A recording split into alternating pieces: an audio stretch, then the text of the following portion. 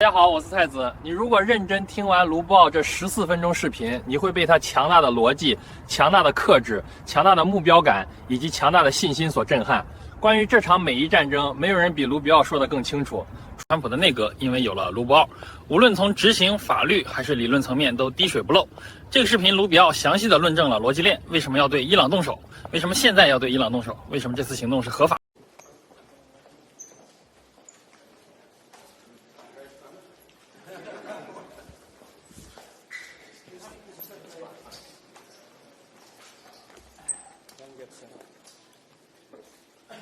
Does it have to be from the, can you, oh, because my face looks weird from the bottom. So look, the United States conducted this operation with a very clear goal in mind. I haven't got a chance to see a lot of reporting. I don't understand what the confusion is. Let me explain it to you, and I'll do it once again as clearly as possible. Perhaps you'll report it that way. The United States is conducting an operation to eliminate the threat of Iran's short-range ballistic missiles and the threat posed by their Navy, particularly to naval assets. That is what it is focused on doing right now, and it's doing quite successfully. I'll leave it to the Pentagon and the Department of War to discuss the tactics behind that and the progress that's being made. That is the clear objective of this mission. The second question that's been asked is, why now? Well, there's two reasons why now. The first is it was abundantly clear that if Iran came under attack by anyone, the United States or Israel or anyone, they were going to respond against the United States. The orders had been delegated down to the field commanders. It was automatic, and in fact, it bared to be true, because in fact, within an hour of the initial attack on the leadership compound, the missile forces in the south and in the north, for that matter, had already been activated to launch. In fact, those had already been pre-positioned. The third is the assessment that was made that if we stood and waited for that attack to come first before we hit them, we would suffer much higher casualties. And so the president made the very wise decision. We knew that there was going to be an Israeli action. We knew that that would precipitate an attack against American forces. And we knew that if we didn't preemptively go after them before they launched those attacks, we would suffer higher casualties and perhaps even higher those killed. And then we would all be here answering questions about why we knew that and didn't act. Going back to the purpose. The purpose of this is to destroy that missile capability. Why does Iran want that ballistic missile capability? What they are trying to do and have been trying to do for a very long time is build a conventional weapons capability as a shield where they can hide behind. Meaning, there would come a point where they have so many conventional missiles, so many drones, and it can inflict so much damage that no one can do anything about their nuclear program. That is what they were trying to do, is put themselves in a place of immunity where the damage they could inflict on the region would be so high that no one can do anything about their nuclear program or their nuclear ambitions. They are producing, by some estimates, over 100 of these missiles a month. Compare that to the 6 or 7 interceptors that can be built a month. They can build 100 of these a month, not to mention the thousands of one-way attack drones that they also have. They've been doing this for a very long time, and by the way, they've been doing it under sanction. You see the attacks they're conducting right now? They're attacking airports, they're attacking hotels, they're hitting not just military bases, they're attacking our embassies directly, they're attacking facilities that have nothing to do with war or with military, and that's a weakened Iran. That's in Iran despite years of sanction. Imagine a year from now, or a year and a half from now, the capabilities they would have to inflict damage on us. It's an unacceptable risk, especially in the hands of a regime that's run by radical clerics. The Ayatollah was a radical cleric. That entire regime is led by radical clerics who don't make geopolitical decisions. They make decisions on the basis of theology, their view of theology, which is an apocalyptic one. That has to be taken very seriously as well. So that was the purpose for what this operation is all about. That's what it's focused on. As the President said earlier today, it is on or ahead of schedule. I will defer to the Department of War to discuss the progress being made at a tactical level, but it was the right decision and an important decision for the safety and security of the world. Does Congress have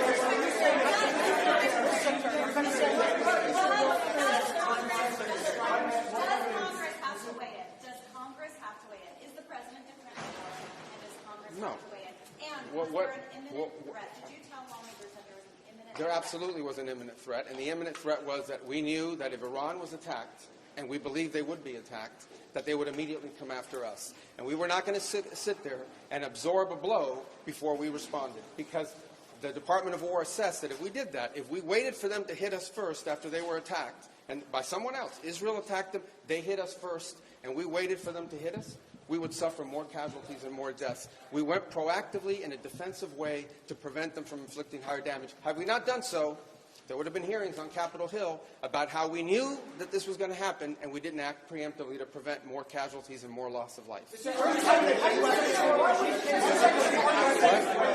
U.S. was forced to strike because of an impending Israeli action? No, well, two things I would say. Number one is, no matter what, ultimately this operation needed to happen. That's the question of why now.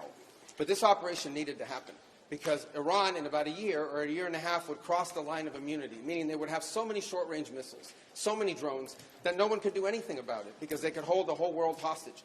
Look at the damage they're doing now. And this is a weakened Iran. Imagine a year from now. So that had to happen. Obviously, we were aware of Israeli intentions and understood what that would mean for us, and we had to be prepared to act as a result of it. But this had to happen no matter what. President Trump said overnight that his top choices to now run with Iran were killed in strikes. Does the United States have a firm plan for how they intend to handle this power vacuum in Iran to ensure that an Irish hardliner does not take power? So two things, and two things can be true. Number one is our mission and our focus is the destruction of their ballistic missile capabilities and their ability to manufacture them, as well as the threat posed by their Navy to global shipping. That's our objective. That said, we would not mind, we would not be heartbroken, and we hope that the Iranian people can overthrow this government and establish a new future for that country. We would love for that to be possible. But the objective of this mission is the destruction of their ballistic missile capabilities and of their naval capabilities. So are you saying, based on that, are you saying that there is no responsibility, no plan for the U.S. to at least play a role in whatever government comes next? We might. We'll see how circumstances play out. But I'm telling you what the objectives of this operation are. The objectives of this operation are to destroy their ballistic missile capability and make sure they can't rebuild it, and make sure that they can't hide behind that to have a nuclear program. That's the objective of the mission. That said, abundantly clear, we would love for there to be an Iran that's not governed by radical Shia clerics. As I've said myself repeatedly for years, the leadership of that country does not reflect the people of Iran, and I think that's been pretty apparent in the protests that you've seen. If there's something we can do to help them down the road, we'd obviously be open to it, but that's not the objective. The objective of this mission is the destruction of their ballistic missile capabilities. Regime change has not gone well for the United States. The what now? Regime change has not gone well for the United States for many, many decades. How do you assure the American public that things will not get worse for the next regime that comes in there and replaces the Iranian? We would love to see this regime be replaced. And ultimately, as the President has said, but let me finish my answer. As the President has said, he would love for the people of Iran to use this as an opportunity to rise up and remove these leaders. They've been wanting to remove them from a long time. We've seen successive waves of protests, and we've seen them slaughter people. Okay? But the objective of this mission is to make sure they don't have these weapons that can threaten us and our allies in the region. That's why we're doing what we're doing now.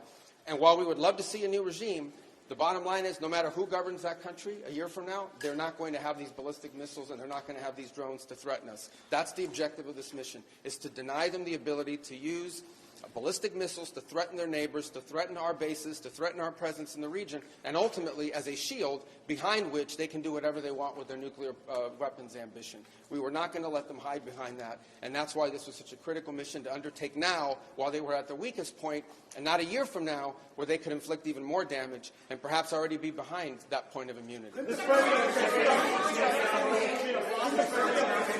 right here behind. Go ahead, you and then you. Yes.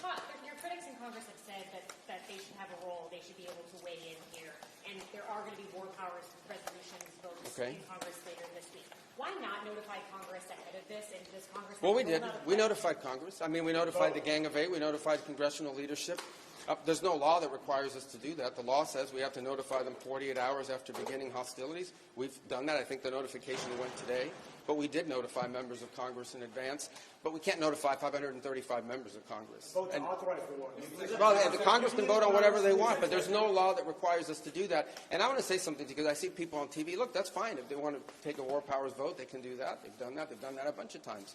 But people keep saying that there's no law that requires the president to have done anything with regards to this. To begin with, no presidential administration has ever accepted the War Powers Act as constitutional. Not Republican presidents, not Democratic presidents. That said, we have followed the notification at 48 hours, and we're here today. I've done more Gang of Eight briefings than I got in the 4 years that Biden was president and I was a member of the Gang of Eight. All of that said, We've complied with the law 100%.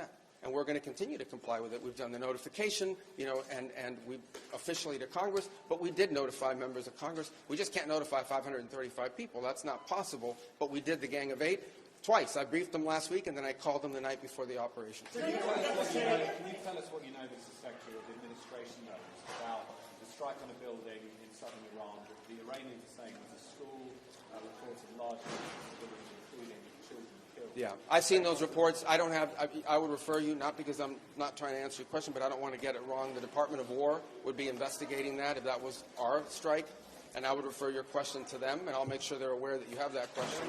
But we'd like to know.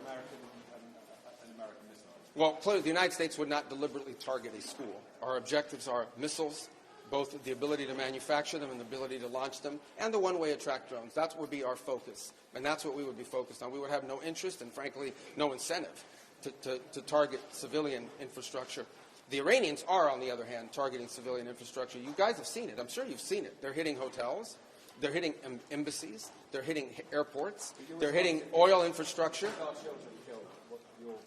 Well, it'd be very tragic, but I can't speak to the details behind it because I just don't have it. It would be a tragic outcome if it's happened. I don't have the details as to what led to it. But what is clear is that the United States would not deliberately target a school.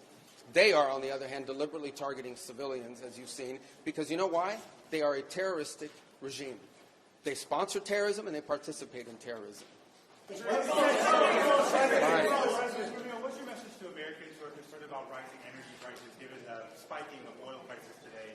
Yes, and we knew that going in would be a factor, and so we have a program in place that will begin to be implemented by Secretary Wright, Secretary Bessent. We talked about it last night, again, about this program. We talked this morning, and starting tomorrow you will see us rolling out those phases to try to mitigate against that. Obviously, markets are going to be reacting to news about what's happening. And again, a reminder, think about it, okay? This terroristic regime, led by radical clerics, has the ability, potentially, to shut off 20% of global energy.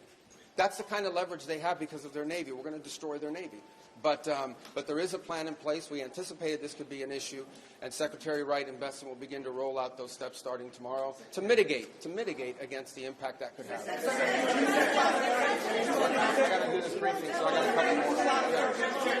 Do you anticipate putting boots on the ground, and how long do you anticipate the conflict to last? Well, we don't. Let me say two things about it. Number one, the president always has the options to undertake whatever operations he decides to do as the commander-in-chief.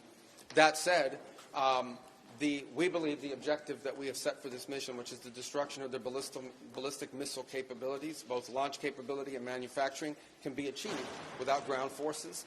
Right now, we're not postured for ground forces, but obviously the president has those options. He's never going to rule out anything. But right now, our focus is on the destruction of their ballistic missile launchers, their ballistic missile stockpiles, and their ballistic missile manufacturing capability, as well as their one-way attract drones and their Navy, because of the threat it poses to global shipping. How long is All right, I can only do one more. Right there in the middle. Yes, sir. Is there a diplomatic exchange going on right now between the U.S. and Iran? Any exchanges whatsoever outside of No, not at this time. I mean, look, we always have people that reach out from inside of governments. You don't know if they're authorized to reach out or not. They're suffering a tremendous amount of damage. Honestly, again, I'm not going to give away the details of our tactical efforts, but the hardest hits are yet to come from the U.S. military. The next phase will be even more punishing on Iran than it is right now. Someone was screaming, how long will it take? I don't know how long it'll take. We have objectives. We will do this as long as it takes to achieve those objectives, and we will achieve those objectives. The world will be a safer place when we're done with this operation. All right? Thank you, guys. How can that be a mistake?